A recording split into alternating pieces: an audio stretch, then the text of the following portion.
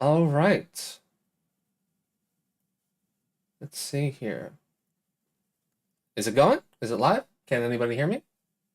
I'm going to do a quick sound test of the both the tracks. It seems the mic is coming through, and this is, so that's good. So this is the whole project.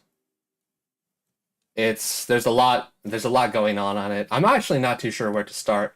I guess the best place would be is that I committed a cardinal sin by my own standards of including a like pre-made drum loop in the final exported song. It's not the end of the world. No one really cares, and no one would ever be able to find out, but it is there and it kind of bugs me. So this is what it is. I can't exactly even remember where I downloaded it, but this is what it sounds like. I'm gonna remove all of the effects so you can hear what it sounds like beforehand. Oh, and I'm also put it just straight to the master channel, so it's not going into the drum bus. And you can hear it sounds a lot different than pretty much everything that's in the track. So what I have for the signal chain is basically, I use a lot of high pass filters. So the first thing I did was just put it through a high pass to make sure the kick that's in there is already very bass heavy. It's very low. And so I just wanted to get rid of that. You'll be able to see with just the entire frequency spectrum through here with the fruity parametric EQ. I still use this a lot. If it's not broken, don't fix it. But then I run it into a bit crusher. I use bit crushers because they're cool. I like them. They sound gritty. I think they're a nice distortion. I don't know why I keep playing after it sounds like this with the bit crusher on. A lot different. It adds a lot more gain and just the grittiness. And then it goes into I use this one. This is a distortion plugin. Basically, I have the tone set very low so that it just smooths it out instead of really adding anything harsh. I did it again. You can hear it does sound a bit smoother than, it's less shrill.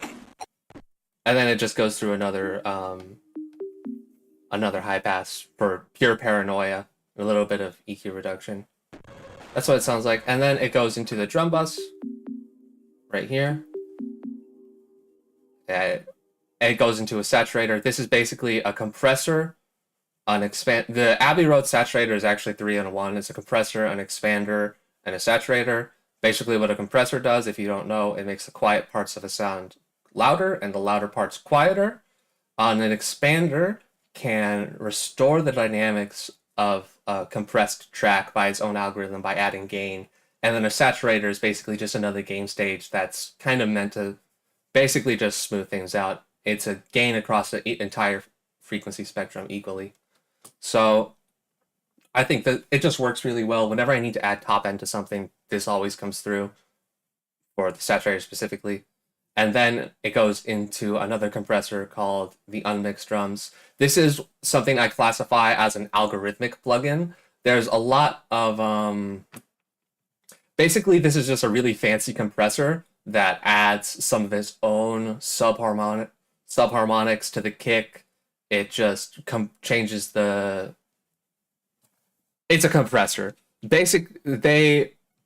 I call it an algorithmic plugin is because they don't really tell you exactly what it is, the whole synaptic thing. I use another one of their plugins called Intensity. It works really well, but pretty much all they say how it functions is that it's based off of facial recognition software, and it doesn't tell you what it does, but it sounds good, and I use it, and I kind of come to trust it.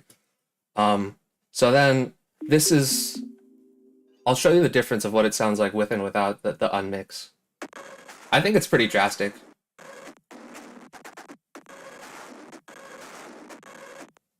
It's more noticeable. I have another drum set that I programmed myself for this track. That's if you are going to use a pre-recorded track or for something from a sample kit, I do recommend to do everything you can to change it so it can't really be traced back to you. And if you're consistent, like with other drums, like for pretty much every project I do, I use the Lin drum because I like it. It's Jackson used. It's a classic sounding. It's very vintage retro. and it just works. So because I think in every other track you hear by me, it's going to have the this is kind of the setup for the other part of the drum track. So this is what I programmed myself, and for the basically the most complex thing is the toms channel here, which isn't really toms, but the kick just goes through a compressor with multiple low passes, high passes, and there's another saturator on the hi-hats, and I want to tell you why having a high pass is so important, especially when you're going into a distortion. So for this, because if there are a lot of frequencies in this area, it is going to affect the detection of, it's going to affect the upper harmonics when it's being distorted. So to prove my point, this is before, you know, sound we know. And then when we reintroduce all of the low end that you heard originally into the bit crusher, it falls apart. It sounds like ass.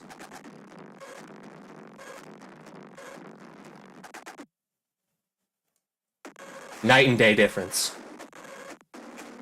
So that's something to always keep in mind if you're going to be feeding something into a, like, any type of distortion, to be very careful about the entire frequency spectrum. So then in here, I have just the drum track for the other drums, the Lin. Separate claps and all of that.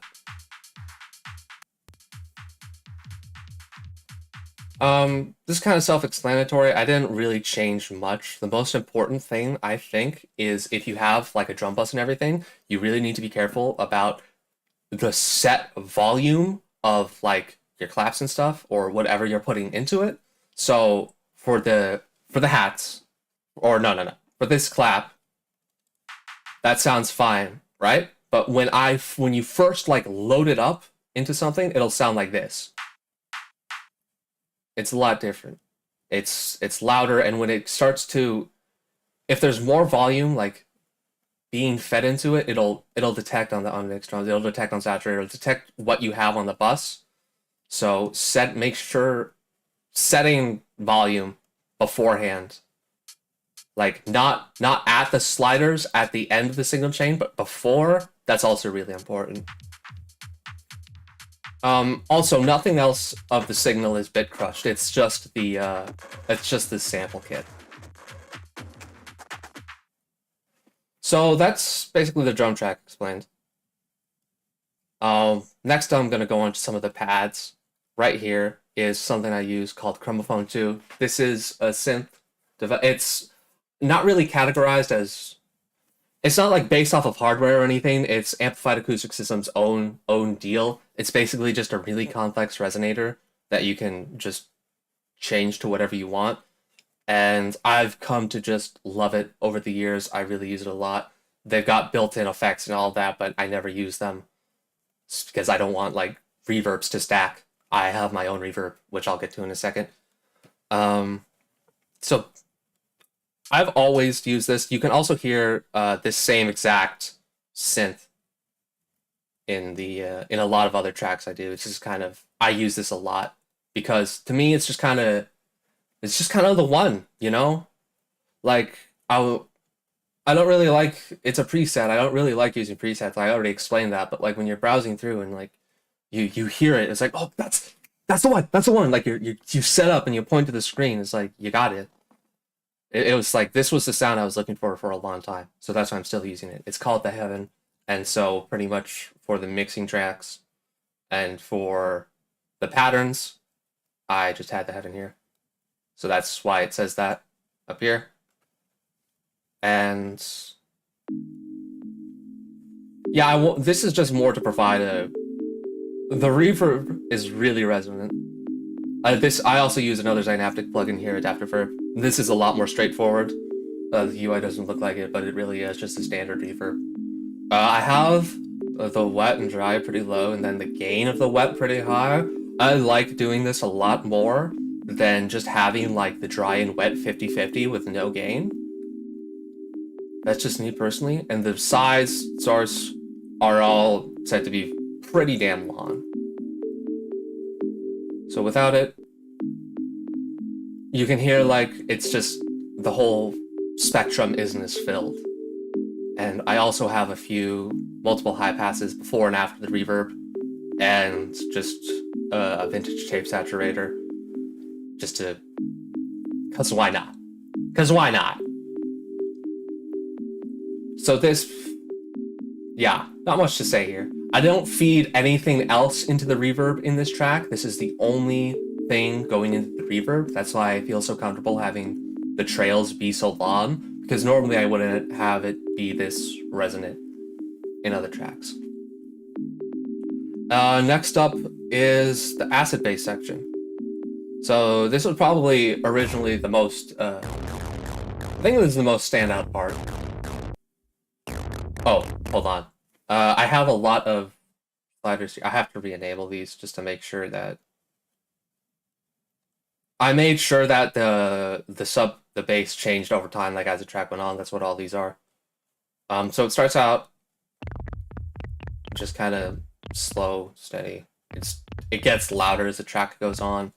Like the decapitator, I use another distortion right here, and that only comes in at the very last track, at the last chorus, just to give it a little last push. I said last like 5 times in a row, but what it is it's Redominator. This is based off of a Roland Juno. This is the best Juno clone I found. I tried a fair amount. It's pretty simple. I don't okay, so the frequency is very low, but the resonance is very high, and I have the envelope set so that pretty much every single time the note is being played, it's going all the way up and down very quickly. That's what gives it such a quacky resonant tone. And then I have a simple saw wave. I don't have the sub enabled or any other waveforms besides just one saw. Later in the track, to provide some variations and give it more strength, I add a pulse width. You can see that it's somewhere right around here. DCO pulse. That comes in at around the first chorus, I think? I'm not too sure. But basically, that's the first change, and then later, it goes into the decapitator right here. So you can hear the volume change and the mix go up.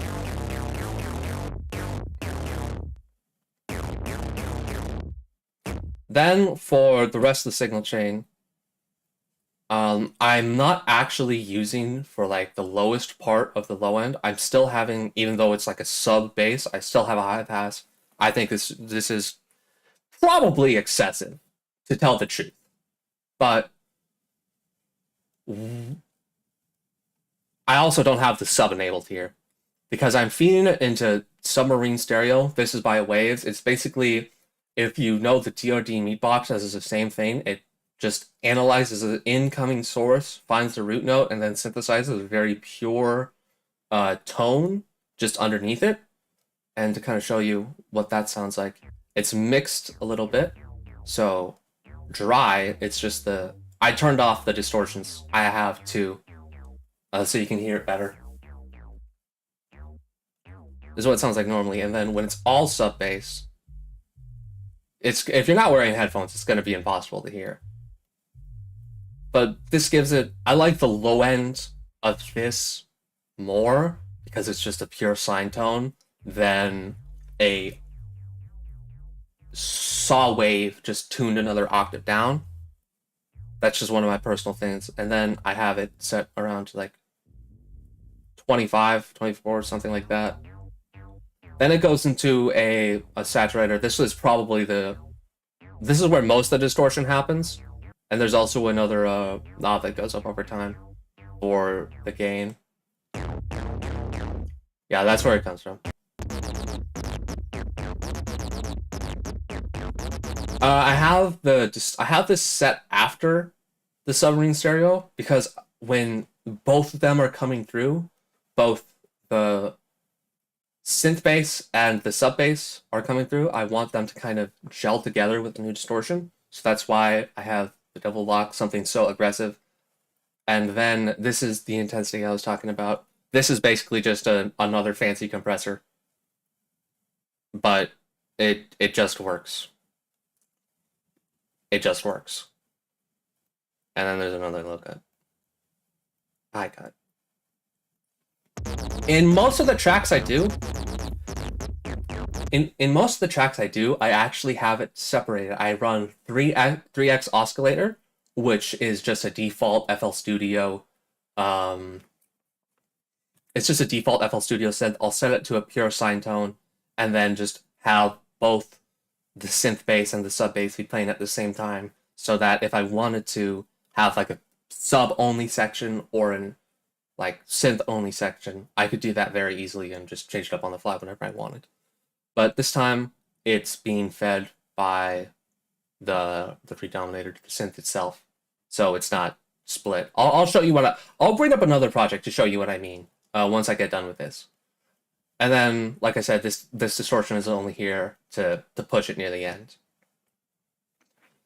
And next up is the recording process. So I pretty much always do the recording last. This is just my personal thing. I do a lot of overdubs here. I named the tracks after which pedals I used for the sound. And there's just lots of tracks going on at once. They're all stereo. Here's the first. It's the Nightwire as a harmonic tremolo. So then I have this EQ right here. Whenever, oh, I should go into a bit about why I choose some EQs. For the Heaven, right now, it's this one right here. I'm running a compressor along with an EQ. Basically, this is based off I use this when I want to add volume, and I use the Fruity Parametric when I want to reduce volume. That's all I'm going to get into it for now. So for all of these, I use the Fruity Parametric EQ. All of the bass tracks. And the second one is the Helium Mono. So it's a harmonic tremolo and a phaser just next to each other. And when they're together, they sound like that.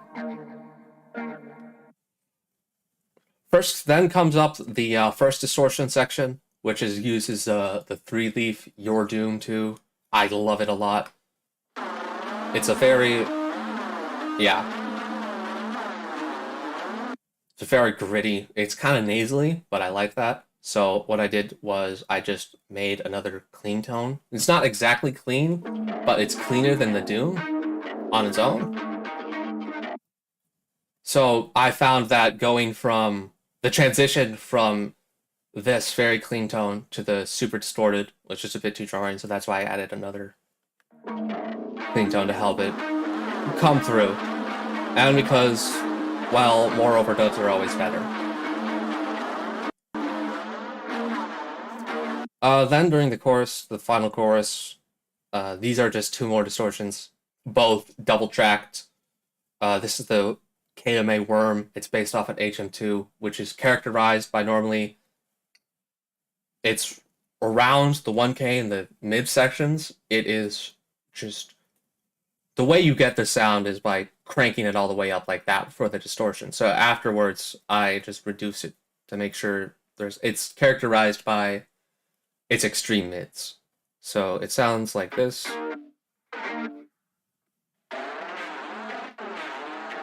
And then the noise gate I had was a little choppy here in the beginning. But since there's so many overdubs, I don't think it made the biggest difference.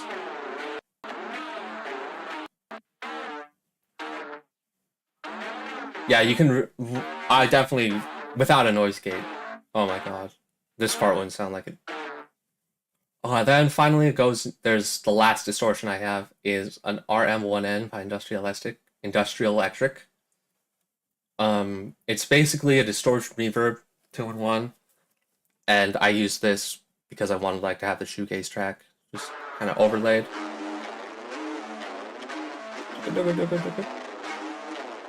Oh, and I also should add, these two track, the Worm does not have any reverb. The Doom has the Dispatch Master by Earthquaker, and then the RM1N is just running itself. So there's only, I don't normally run like multiple reverbs parallel, but I think it worked all right. But all of these, so the Worm, the RM1N all go into just different EQs to what I thought it needed, along with the Doom and the Clean Tone. I just kind of did what my ears told me to do. That I can't really say what I removed or what I didn't. If it was too hard, if some frequency was too harsh and I was listening to it on its own, I just removed it. And that's that. So when I recorded all of this, I basically, my board right now is, it goes through a Broughton high pass into the noise gate, then it went into all the distortions shown here, and then it went into the Moog low pass, which for all of them, which is just, that is my always on pedal. It is great. I don't know if you can notice, but I like it quite a lot because you can see it. It's right on my chest. It's a little pin. I use it to hold my cape together.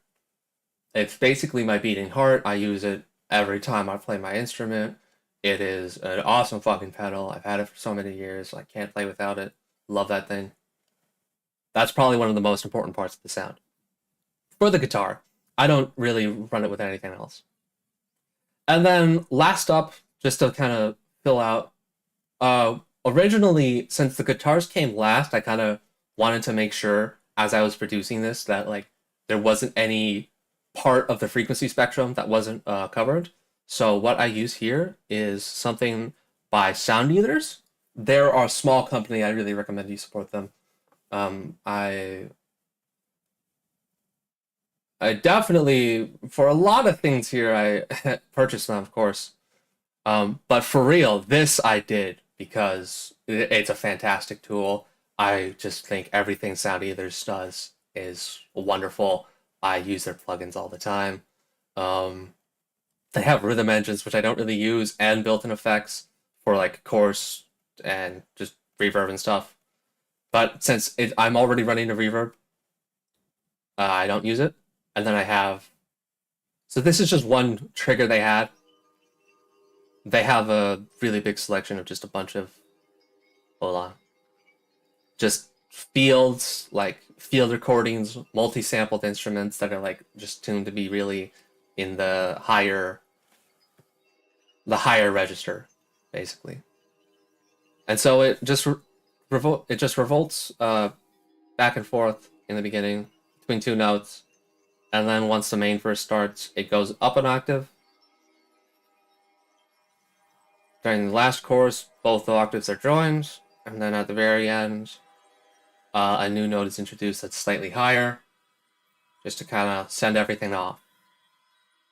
And there's also, for the low cut track here, I have it set so that it rises in instead of just starting like that, right across here. And I think that helped because it's, so there's a lot of stuff in that. It's most of the sound is up here in the treble section, but I didn't want to like introduce that right on at the very beginning of the track. So some of these other automations are, this one is for the decay of the heaven, basically the pads. This controls the kick volume. I had to manage this a little bit because I felt in some sections the kick was just getting buried. This is, I don't even remember. Oh, I know what this was. This changes the bass to when it goes to the end. It it does that. Gets rid of all the high end. Then the DCO post, this just adds the as crunch. This is basically gain for the synth.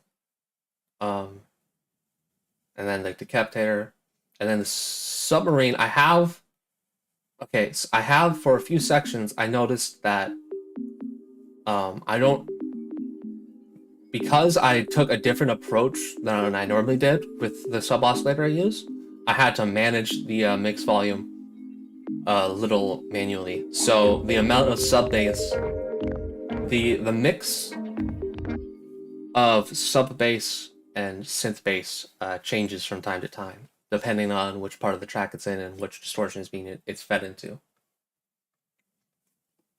And that's pretty much it. In a separate track, because this was already getting so filled up and just bloated, I couldn't. It was starting to really just tax my processor, and I couldn't really afford to record the vocals. So I exported it, and then just recorded them on top of that. The process is really similar for what I did with the guitars. Basically, I compressed the vocals, I added the saturator, and called it a day.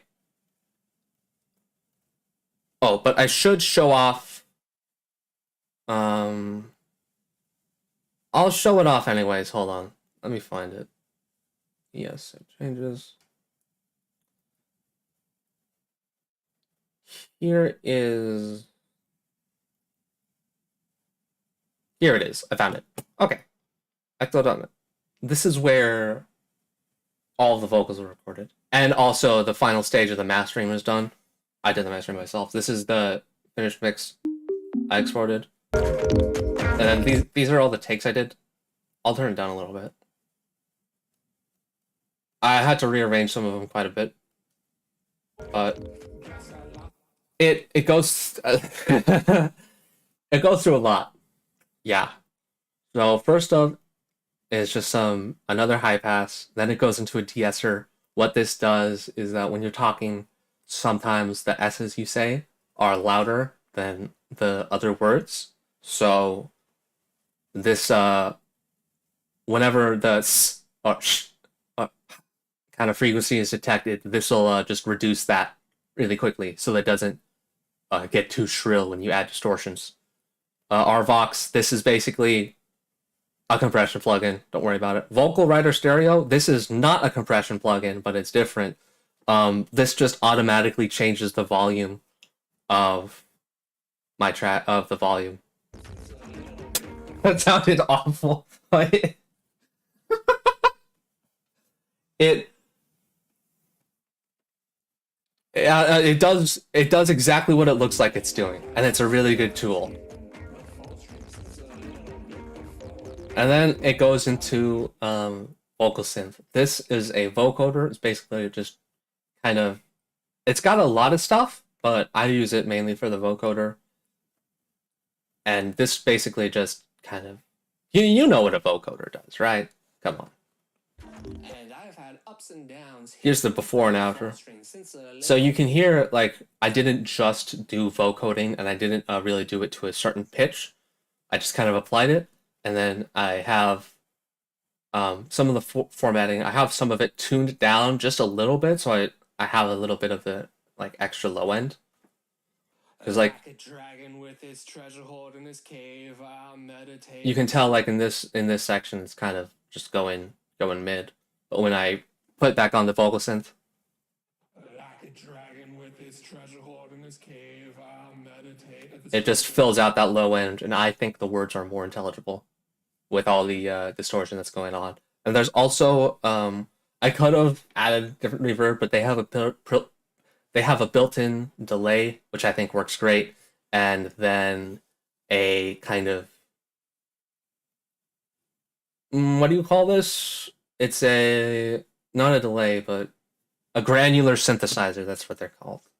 Just look that up if you don't know what it is. Don't worry about it. I'm not getting into that. And then it goes into another compressor, and then it goes into ozone. This is me just adding. This is basically where the exciter right here. This is serving the same function as the compander, the Abbey Road saturator I showed off earlier. It's just to add the high end to some.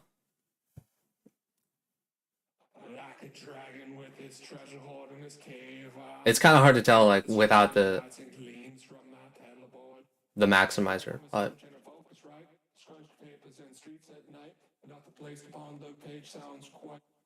it does make a little bit of a difference.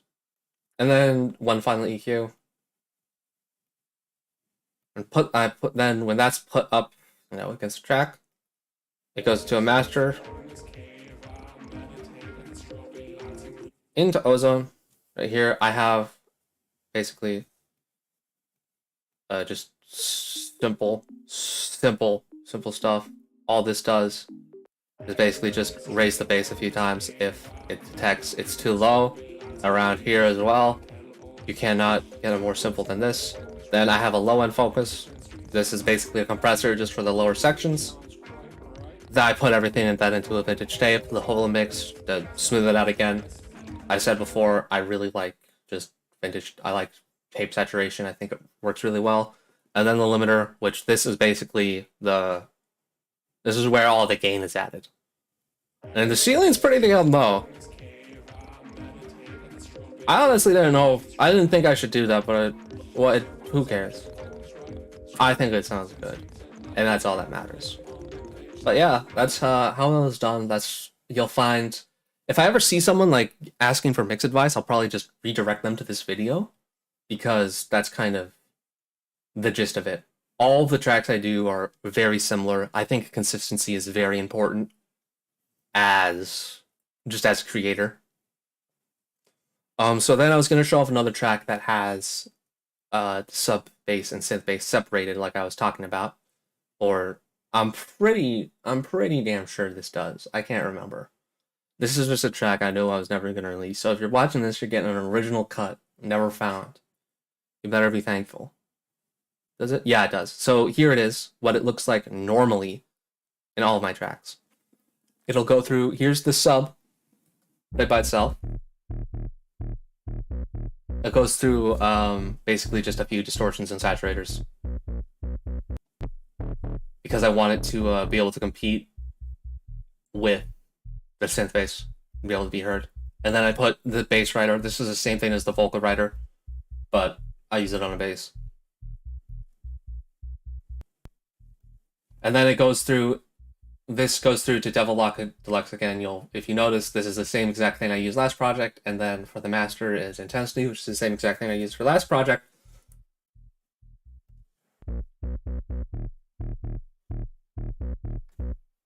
Basically, this, I'll show you what it sounds like without Submarine, and without the distortion. It's a very pure tone. It's pretty much impossible to add anything else into this. But I found, like, when I was doing this, it just wasn't going low enough. So that's where the reharmonic engine comes in. This just takes it and places it lower pretty much. And now, since it's separated, here is the synth track, which is also a Redominator, with a low cut around these frequencies to make sure that it's not contrasting with the sub bass, or it's not competing. And when they're both fed into the double lock, it gives us this nice quacking sound. So that's what my bass setup looks like pretty much all the time. And then I'm just gonna kind of see, you can see here, in this track, I have, these are all, it is entirely Lindrums, just pushed a little harder. And here too. Here too.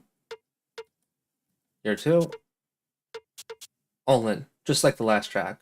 And on this one too, I also had a pre-made. But it was from a contact engine, so it's a little different. This is basically a loop system. Hold on. I recorded it so I could splice it up a little bit and then change a few variables. But here's what it sounds like on its own. It goes to 5. That's the, hold on. This is the first one. So I used 2 separate ones. I also have a bit crusher on this. I think the comparisons between Ectoplasm and this are not hard to see. This actually has its built-in bit crusher, so I use that. So that's why there isn't a trick to crush. And then the second loop we use, it sounds like this.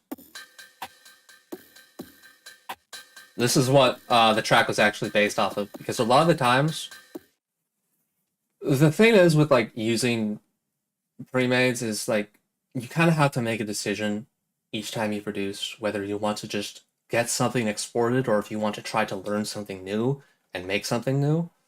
So you're going to be going back and forth with that with yourself a lot, and it's just not the end of the world. It's not a big deal if you do. No one cares. No one will know otherwise. No one will know unless you tell them. You wouldn't have known if I didn't tell you. So, yeah. But pretty much everything else is the same. I have the heaven. Wait, yes I do. I have it right here again. Playing the same kind of notes, same seventh chords, and then I have this virtual CD. I like the CZ synthesizers a lot. They were pretty much used in Dungeon Synth, and I used this before I got the chromophone because they kind of fulfilled the same niche. But this is more of an organ sound than compared to the chromophone, the heaven, and yeah, that's pretty much it. I was never gonna add guitars for vocals to this track or anything, so this is kind of the finished version. I'm gonna play it now. And I also used another Sound Eaters plugin here, just an audio recording of Ring. I think it just adds to the atmosphere. So is everything. I won't talk too much, I'll shut up and just let it play. It's not the longest song.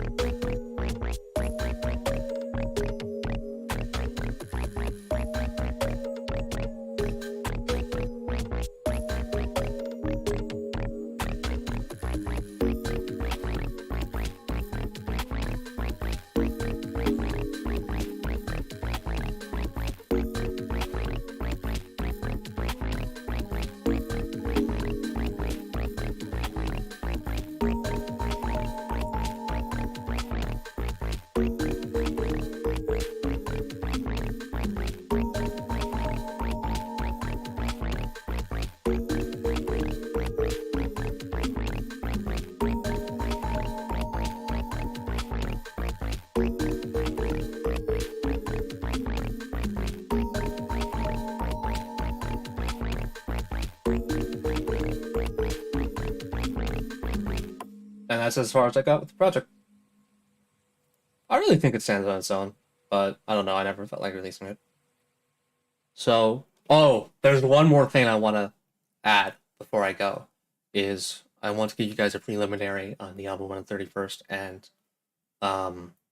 one of another synth I use a whole lot, and I don't really care if other people don't like it, because I like it, and I think it's fucking awesome. I'm always going to use it, and I've always been using it.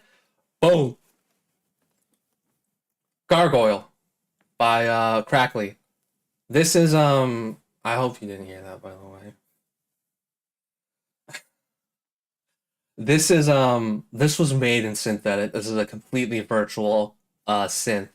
Basically, it's just 3 digital oscillators that are constantly being manipulated by other variables.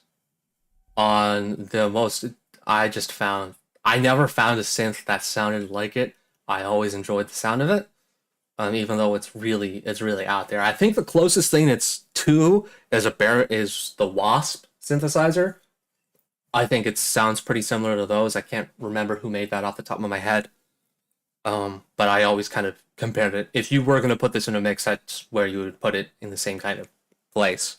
But here, you got a whole lot of waves to just have as your bass tone. So a sine.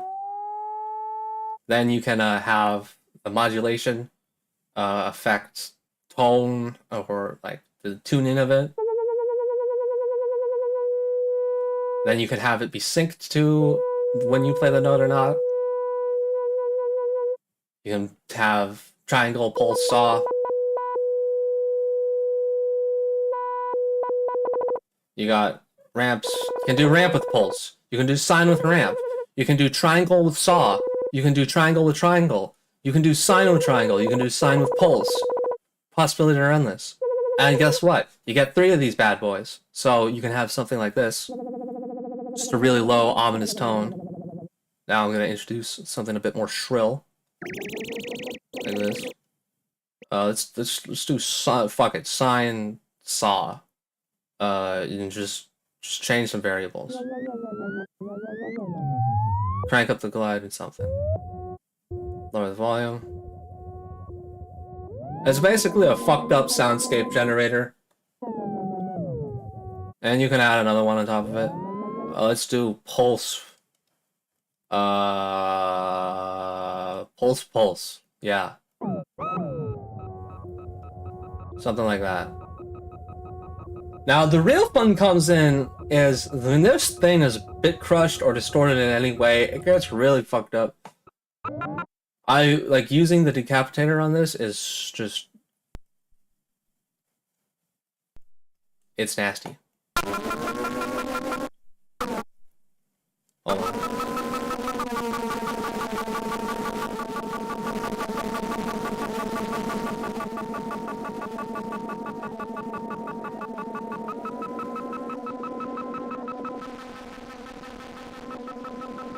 So you can get tons of tones from it. Normally afterwards I do something like this.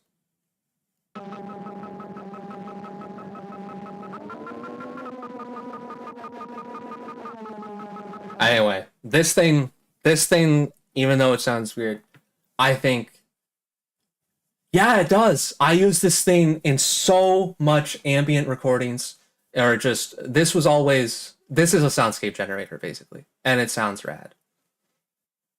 So for the next sound that's come up, it's used a lot, like I said, with the consistency. Because I think it's on pretty much every track, it feels a lot less weird, and because, like I said, if you listen to Ectoplasm and then this, you hear the Lin, you hear just a slightly different drum loop. It all fits together. It still sounds like it was done by one person, even if it wasn't entirely by me. So yeah, this thing's got a lot of variation. I think it's really cool. And that's kind of everything I wanted to show off for just how I produce stuff, pretty much. This is the same... if I was going to add, like, guitars or something to this, I would pretty much just do it the same exact way I did Ectoplasm, where I would export this. I'd probably do it in a separate project so I can load more VSTs at once. I would then just do a bunch of overdubs, add the vocals, master it, and done.